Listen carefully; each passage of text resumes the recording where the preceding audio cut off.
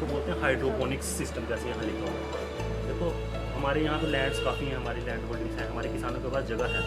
एक ज़्यादातर उन कंट्रीज़ में चलता है जहाँ लैंड की प्रॉब्लम है, जैसे इसराइल वगैरह, वहाँ लैंड्स नहीं है। तो वहाँ क्या करते हैं लोग कि ये अपने टेरेसेस पे, बालकनीज पे ये लगाते हैं इसको। ये सॉइललेस कल्चर है, ये देखिए। इसमें क्या करते हैं, जैसे प्लांट को आपको पता है ग्रो करने के लिए न्यूट्रिएंट्स चाहिए होते हैं, नाइट्रोजन चाहिए, फॉस्फोरस चाहिए, पोटाश चाहिए, वो तो सॉइल से मिलता है ऐसे, या फिर हम फर्टिलाइज़र डालते हैं उससे मिलता है। इसमें ये क्या है, इसमें सॉइल नहीं है, इसमें ये पड़ता है परलाइट है, परलाइट, वर्मीकोलाइट। ये क्या करता है कि पानी को, इसको मॉइस्चर को होल्ड करने की कैपेसिटी होती है इसमें। इसमें हम क्या करते हैं कि इन ग्लासेस में, जैसे ये ग्लासेस लिए,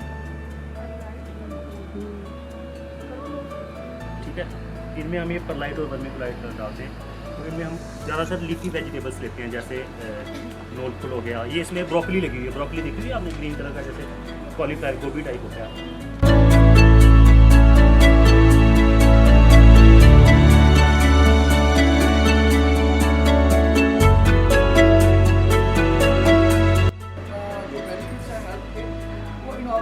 हम लोग सब जानते हैं। तो और ये दूसरी बात है, अगर मार्केट में आप लेने जाओगे ऑर्गेनिक तो ये बड़ी कॉस्टली फूड है। Even then there is a class जो प्रेफर करती है इनको बाय करने के लिए, बिकॉज करती हैं। तो इसीलिए ये सारा सिस्टम है, एक डिमॉन्स्ट्रेशन यूनिट हमने बनाया हुआ है। ये बेसिकली आपको यहाँ पर हमारे ऑफिस में हमारे जो वर्दी चीफ साहब हैं, इनका इनिशिएटिव है। ये हमने मिनिएचर एग्रीकल्चर की सारी इनको मार्केट में सेल भी कर सकता है, एक इन बिटवीन भी प्रोसेस में वो अच्छा बेनिफिट कमा सकता है। हम लोगों को इनकरेज करते हैं। तो ये प्रॉब्लम आ जाती है कि हमारे पास गांव मतलब जानवरों को फीड करने के लिए चारा नहीं है, क्योंकि चारा बहुत कॉस्टली भी होता है और हर जगह इजीली अवेलेबल भी नहीं होता। तो ये एक नोबल मेथड है हाइड्रोपोनिक सिस्टम। तो इसमें हाँ, ये मेज़ का है, मेज़ के फॉडर जनरेट हुई है। यहाँ पर हमने वीट तैयार करके रखा हुआ है जो अंकुरित हो गई है, जनरेट कर गई है। तो थोड़े दिनों में ये भी ऐसे ही छोटे लेवल के एक लेवल लेयर बन जाएगी, वो वीट का। ये हाइड्रोपोनिक टेक्नोलॉजी है। और कुछ ये सिंपली मेज है। हाँ, जैसे आप वो वीट देख रहे हो, ये आप हमने देख पा ऐसे रहे ही हैं, मेज के ये आप सीड देख रखे पा थे। रहे हैं, इनका रूट्स का मैट बन गया है। तो ये अपनी मतलब एक दूसरे की सपोर्ट के हिसाब से एक आप देख पा रहे हैं कितना कंसंट्रेटेड यहाँ पर पॉपुलेशन है प्लांट्स की। तो ये फार्मर जो है इनको फॉडर के रूप में भी यूज कर सकता है। और ये इसके लिए फॉडर ना, जो फॉडर आप दे रहे हो हेल्दी है ये उसके लिए।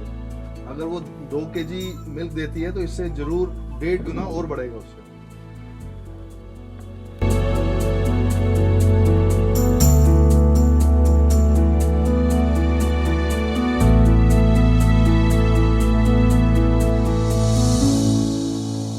टेम्परेचर हमको मेंटेन करना है। कार्बन डाइऑक्साइड की इसमें प्रोपोर्शन ज्यादा होता है, ऑक्सीजन कम होती है। अब जब फंगस इसके ऊपर भी आ जाएगी ना, यहाँ के ऊपर व्हाइटिश हो जाएगा, तो हम क्या करेंगे, इसको शटर खोल देंगे, हम इसको शॉक देंगे ऑक्सीजन का। जब ऑक्सीजन का शॉक देंगे तो वो क्या बटन छोटे छोटे पिन हेड बनना शुरू हो जाएगा। वो देखो, हाँ, वो बना हुआ है, ठीक है, छोटे छोटे पिनिंग बनना शुरू हो जाती है। वही पिनिंग बड़े होके वो बटन बनता है, जिसको बटन मशरूम बोलते हैं। ये प्रोसेस है। ये total it takes around 42 days, 40 to 42 days to come at this stage. Then after that we start taking इस हार्वेस्ट, जिसको हम फ्लश बोलते हैं। एक वीकली इंटरवल के ऊपर फ्लश मिल जाता है हमें एक बैग से लगभग हमें 3 फ्लश मिलते हैं वीकली इंटरवल के ऊपर, और लगभग 2 किलो 2.5 किलो के करीब हमें इसमें एक बैग में से प्रोडक्शन मिलती है। अब इसमें आ गया इकोनॉमिक एंगल। ये मार्केट में आपको पता ही है, 200 ग्राम का पैकेट 40 में बिक रहा है, 50 में बिक रहा है, 35 में बिक रहा है।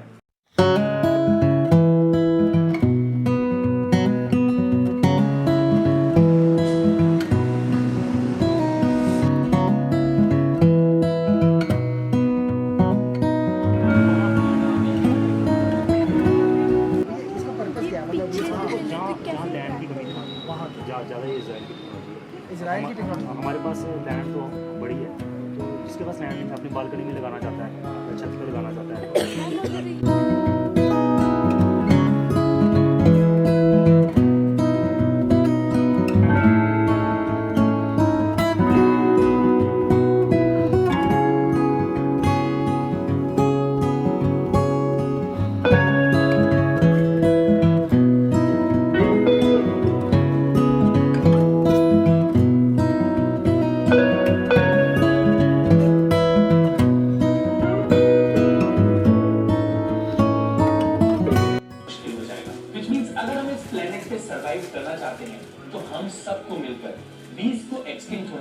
जाना होगा, क्रॉस पॉलिनेशन समझना पड़ेगा। एक्चुअली प्लांट्स हमारी तरह एक दूसरे के पास चल के तो जा नहीं सकते, तो इनके रिप्रोडक्शन के लिए बीज एक मेजर रोल प्ले करती है। कैसे? इसके अलावा हमने मॉडर्न फार्मिंग टेक्नोलॉजी जो one of the latest introduction है जो हमारे एग्रीकल्चर कृषि भवन कम्प्लेक्स में हाइड्रोपोनिक्स है, जिसका इनको हमने जायज़ा दिलाया है कि कैसे हाइड्रोपोनिक्स खेती है जो सॉइललेस कल्चर होता है, पानी के ऊपर ही उगाई जाती है। इसमें डिफरेंट वेजिटेबल्स कौन सी सूटेबल है उनका हमने इनको आइडिया दिया।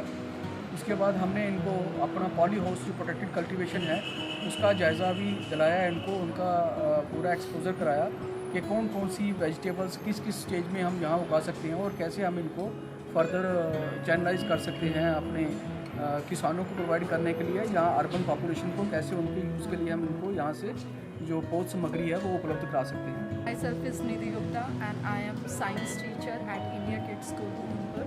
Today we are visited here in agriculture department.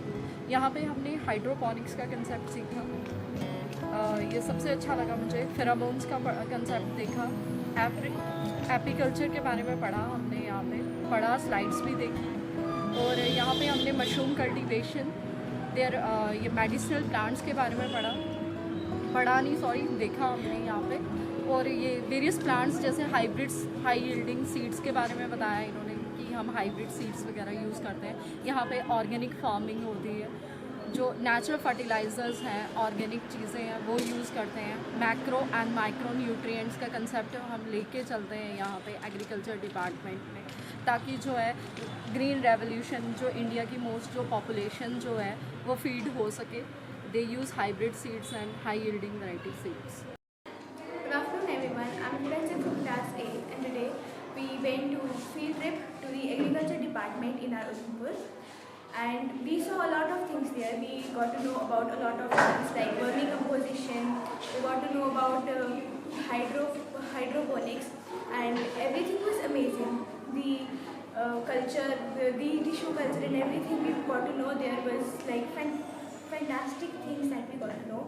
We got to know about bees, that what is the importance of bees, and that there are 3 types of bees: a queen bee, worker bee, and drone bee. We also get to know that there is not only one type of honey. There are different types of honey like mustard honey, multifauna honey, and We saw a lot types of ornamental plants and we also saw mushroom planting and different types of mushroom.